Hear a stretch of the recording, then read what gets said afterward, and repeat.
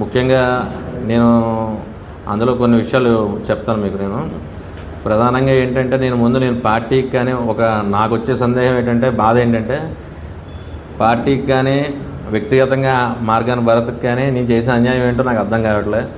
నేను అంతా ఒంటి చేత్తో నా వంతు నేను కృషి చేసి మోసాను, అన్నీ చేశాను. కానీ ఏంటంటే అతని వైపు నుంచి నాకు ఎటువంటి ప్రోత్సాహం సహకారం లేదు, కనీసం మాట సాయం కూడా లేదు. ఆఖరి నా తల్లిదండ్రులు అంత ఇబ్బంది పెట్టినా కూడా అతను ఖండించిన పాపం లేదు ఎక్కడ కూడా. ఏంటంటే నేను బాధపడేది, పార్టీలో నేను ప్రముఖులందరినీ జాయిన్ చేశాను పార్టీలో. అయ్యో ప్రవీణ్ చౌదరి అనుకోండి, రామ్ సైఫైన్ దీపు, యనమూరి ప్రదీప్ అనుకోండి, అబ్దుల్లా మైనారిటీ లీడర్ అబ్దుల్లా అనుకోండి, అలా చాలామంది నేను జాయిన్ చేశాను. మింజి నాగేందర్, డబ్బింగ్ రమేష్ లాంటి వాళ్ళని అందరినీ జాయిన్ చేశాను పార్టీలో. తీసుకొచ్చాను వాళ్ళని పార్టీలో. కొంతమంది ఆల్రెడీ క్యాడర్ లేకపోతే క్యాడర్ నాకు బలోపేతం చేయాలి అంటే అది కూడా చేసి పెట్టాను, అన్నీ చేశాను. చేసిన వాళ్ళని చూసుకున్నది లేదు, వాళ్ళకి దారి చూపించింది లేదు. నాకైతే నన్ను నట్టేయడం ఉంచింది. ఈరోజు నేను అప్పుల పాలు కావడం కారణం కూడా ముఖ్యంగా ఇతను చేసిన వ్యవహారాలకి, ఇతను చేసిన కార్యక్రమాలకి నేను ఖర్చు పెట్టి అంతా ఒంటి ఎత్తా నేను మోసా. మిథున్ రెడ్డి రానివ్వండి, సుబ్బారెడ్డి గారు రానివ్వండి, ఇంకోళ్ళు రానివ్వండి, ర్యాలీలని, భోజనాలు అని చెప్పేసి ఇవని చెప్పి అన్ని కార్యక్రమాలకి నేనే ఖర్చు పెట్టి ఈరోజు నేను కోటిన్నర అప్పుల పాలు అయిపోయి ఉన్నాను నేను. దీనికి ముఖ్యంగా ఏంట్రా అంటే, ఇతను చేసిన పనులకి ఈరోజు నేను చాలా నరకేతన పడుతూ స్విగ్గీ డెలివరీ బాయ్ కింద నేను ఎక్కడో మూల పని చేసుకుంటాను నేను. ఈరోజు కార్తీక మాసం మా నాన్నగారు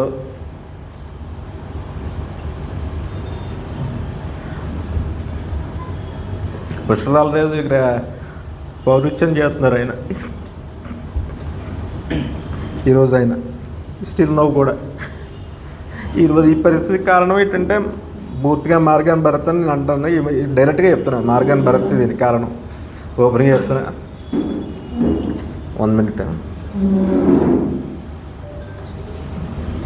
నేను చెప్పదలుచుకున్నది ఏంటంటే, ఈయన ఈరోజు ప్రెస్ మీట్లు పెట్టి చాలా ఉత్తముడి కింద, చాలా మంచివాడి కింద మాట్లాడుతున్నాడు కదా. ఇతను చేసిన కార్యక్రమాలు కొన్ని విషయాలు చెప్తాను మీకు నేను. ముఖ్యంగా ఇప్పుడు ప్రవీణ్ చౌదరి ఉదంతం తీసుకుందాం. ప్రవీణ్ చౌదరి అన్నవాడు paper mill union leader, Stalin Chaudhary కొడుకు. అయినా పేపర్ మిల్ అతన్ని జాయిన్ చేయమని చెప్పి మాట్లాడితే అతను నా స్నేహితుడు స్కూల్లో. అతను నేను తీసుకొచ్చి పార్టీలో జాయిన్ చేశాను నేను. ఆ పార్టీలో జాయిన్ చేసిన క్రమంలో ఒక నెల తిరగకుండానే అతనికి పరంపర గొడవలు ఏవో నడిచాయి. ఆ గొడవల్లో నా దగ్గరకు వచ్చి ఒకసారి ఎంపీ గారితో కలవాలి, మాట్లాడాలి అంటే ఎంపీ గారిని కూర్చోబెట్టి మాట్లాడించాను. ఆ మాట్లాడించిన సందర్భంలో ఆ పరంపర నుంచి నేను బయటికి తీయాలంటే 1,50,00,000 కావాలన్నారు. ఆ 1,50,00,000 కూడా నెల తిరగకుండా నేను 3 దఫాల్లో ఆయన తీసుకెళ్ళి నా చేతులతో నేను ఇచ్చి ఉన్నాను. పరంపర స్కీమ్లో ఆ పాపంలో నన్ను కూడా భాగస్వామ్యం చేశారు. నేను అందులో రూపాయి అయితే తీసుకోలేదు, కానీ ప్రవీణ్ చౌదరి దగ్గర తీసుకొచ్చి నేను మన మార్గాన్ భరత్కి ఇవ్వడం జరిగింది. ఇది వాస్తవమా కాదా ఆయనకే తెలియాలి. ఇది ఆయన డైరెక్ట్గా అడుగుతున్నాను. నెక్స్ట్ ఇసుక ర్యాంపులు కానీ, గ్రావెల్లో కానీ నేను దగ్గర గ్రావెల్ వ్యాపారం చేశాను. గ్రావెల్ అసలు 1,10,00,000 రూపాయలు నేను అక్షరాలు ఇచ్చాను ఆయనకి. 5 ఎకరాలకి, ఎకరానికి 10,00,000 చొప్పున. అది తీసుకోవడం వాస్తవం కాదా? అలాగే నేను కొవ్వూరు ర్యాంప్ చేశాను. కొవ్వూరు ర్యాంప్ తీసుకున్న 25,00,000కి ఆయనకి ఇచ్చాను. 25,00,000 ఇచ్చిన రెండో రోజుకి అది మూసేశారు ర్యాంపు. అది తీసుకోవడం వాస్తవం కాదా? నేను అడిగేది, ఆర్కే ఉంది, ఆర్కే అలియాస్ రామకృష్ణ, గాయత్రి ఇసుక ర్యాంపులు మెయింటైన్ చేసి ఆయన ప్రతి నెల 10,00,000 నేనే తీసుకెళ్ళి స్వయంగా అలా 2 సంవత్సరాలు ఆయనకి ఇచ్చాను. అలాగే బీసీ ఐక్యవేదికని, బీసీ కార్యక్రమాలు, బీసీ వనసంతర్పణని అవి పెట్టినప్పుడు కూడా జగన్ గారు వచ్చారని చెప్పని అలా అతని దగ్గర మళ్ళీ 10,00,000 తీసుకుని ఆయనకి ఇచ్చిన రోజులు ఉన్నాయి. నేను చేసింది ఏం పాపం? ఇప్పుడు రామ్ సాయి ఫైనాన్స్ దీపు పార్టీలో జాయిన్ చేయడానికి అతను భయభ్రాంతులు చేయించి నా ద్వారా పెట్టి భయభ్రాంతులు చేసి నీ వ్యాపారం ఎలా జరుగుతుందో నేను చూస్తానని చెప్పి అతను మా అందరికీ చిన్ననాటి స్నేహితుడు. అది కూడా చూడకుండా అతను బెదిరించి పార్టీలో జాయిన్ చేయించుకోవడం జరిగింది.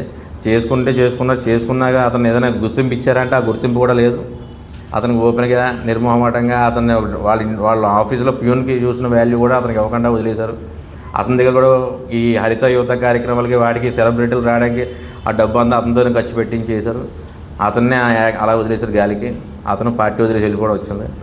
అలాగే చెప్పుకుంటే అబ్దుల్లాని, అతని వ్యాపారానికి సంబంధించి నువ్వు నా పార్టీలో జాయిన్ అయిపోతే అతన్ని ఇబ్బంది పెడతామని చెప్పి ఇబ్బంది పెట్టి బెదిరించి తీసుకొచ్చి పార్టీలో జాయిన్ చేసుకున్నారు. అతనికి అలాగే గాలికి వదిలేసిన ఉన్నాయి. నువ్వు నాకు చేసింది ఏంటి? జనాల కార్యకర్తలకు చేసింది ఏంటి?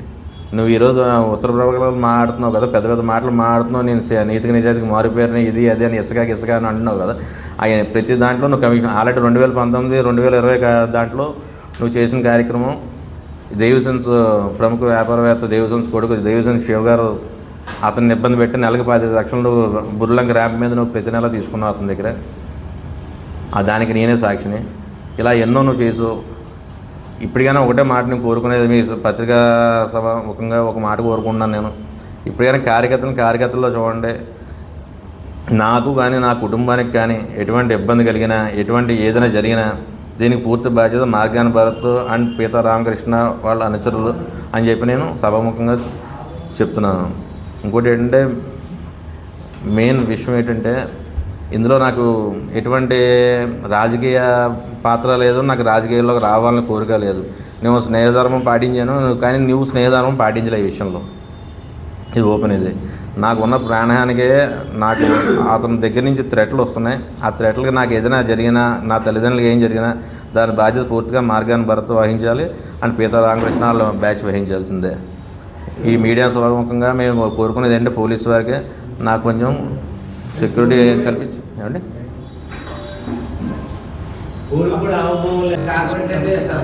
ఈరోజు ఇది పెట్టడానికి కారణం కూడా ఒకటే అండి, చెప్తున్నాం కదా.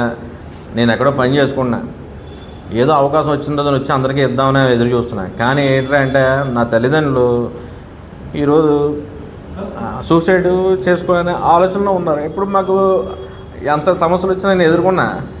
ఫ్యామిలీకి ఎప్పుడు ఇబ్బంది పెట్టలే. వాళ్ళు నన్ను కన్నందుకు వాళ్ళు బాధపడి వాళ్ళు సూసైడ్ చేసుకునే ఆలోచనలోకి వచ్చారు.